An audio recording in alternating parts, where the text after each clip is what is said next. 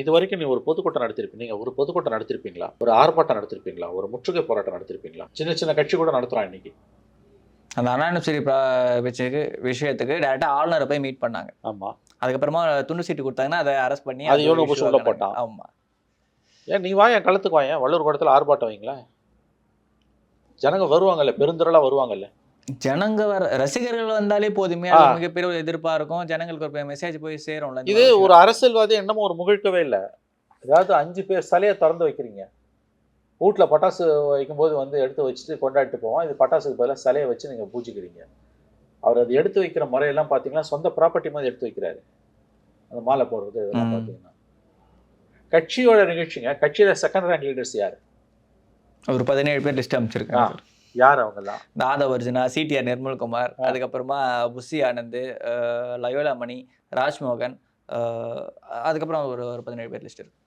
இப்போ இவங்க எல்லாரும் தான் வந்து உங்களுக்கு வந்து அடுத்த லெவல் ஆஃப் லீடர்ஸ். கிரவுண்டில் எப்போ போக போகிறீங்க? கிரவுண்டில் போய் எப்போ ஒர்க் பண்ண போகிறீங்க? பொலிட்டிக்கல் ஒர்க் என்ன சார்?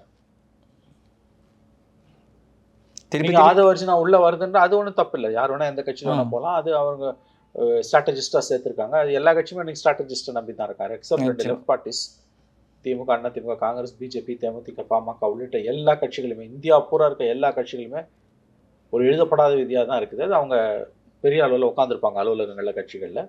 அந்த கன்சல்டன்ஸ் வந்து பின்னால் வந்து ஏற்பாடு பண்ணுறாங்க. அது பிரசாந்த் கிஷோரில் ஆரம்பிச்சது எல்லா கட்சிகளும், சுனில் கங்குலு, அப்புறம் வந்து ஜான் ஆரோக்கியசாமி, அதே மாதிரி வந்து அப்புறம் வந்து ராபின் சர்மா மாதிரி வந்து அப்புறம் வெளியில தெரியாத முகங்கள் இருக்காங்க. எல்லா கட்சிகளுமே இன்னைக்கு ஸ்ட்ராட்டஜிஸ்ட்டை பயன்படுத்த லெவலில் இருக்காங்க. ஸ்ட்ராட்டஜிஸ்ட்டை பயன்படுத்தாமல் எலெக்ஷனை ஃபேஸ் பண்ண முடியாதுன்றதான் கலை யதார்த்தம். ஆதவர்ஜுனாவை சேர்த்துக்கிட்டது அந்த அடிப்படையிலையும் இருக்கலாம். அதை தாண்டி கூட அவருக்கு ரோலை விஜய் கொடுக்கலாம், எனக்கு தெரியாது. ஆனால் அங்கேயும் கூட பிரச்சனைகள் வரும். ஆதவ் ஒரு பவர்ஃபுல் பர்சனாலிட்டி, விஜய்க்கு வந்து ஒரு இன்செக்யூரிட்டி உண்டு. எத்தனை நாளைக்கு ஆதவர்ஜுனா விஜயோட இருப்பாருன்றது $1,000,000 கொஸ்டின். ஒரு வரையில் 2 கத்தி இருக்க முடியாது. ஆனால் இப்போதைக்கு இருக்கார், அவ்வளோதான். அதை தான் நான் எடுத்துக்க முடியும். அவங்க இப்போ இஷ்யூஸை பற்றி இப்போதைக்கு போயிருக்காரு அவர் ஆதவர்ஜுனா அவரை விஜயை ட்ரெயின் பண்ணணும். இல்லை விஜயோட இன்றைய போக்கு வந்து அவர் அரசியல் கட்சி தலைவராக வந்தார்னா பல நெருக்கடிகளை சந்திக்கும். ஏன்னா கட்சி ஆரம்பிச்சு இப்போ தான் 1 வருஷம் முடியுது. அடுத்த வருஷம் முடிஞ்சு 2 வருஷத்தில் நீங்கள் எப்படி ஆட்சியை பிடிப்பீங்க? அன்லஸ் ஏடிஎம்கேவோட விஜய் கூட்டணி போனால் தவிர விஜயால் ஒன்றும் சாதிக்க முடியாது 26 தேர்தலில். ஒருவேளை 26ல் திமுக மறுபடியும் ஆட்சியை கைப்பற்றுவது விட்டது என்றால் விஜயால் அரசியலில் நீடிப்பது என்பதே கடினமானதாக. நிச்சயமா. ஏன்னா இவ்வளவு தூரம் நீங்கள் வந்து ஒரு நிமிஷம். ஹலோ.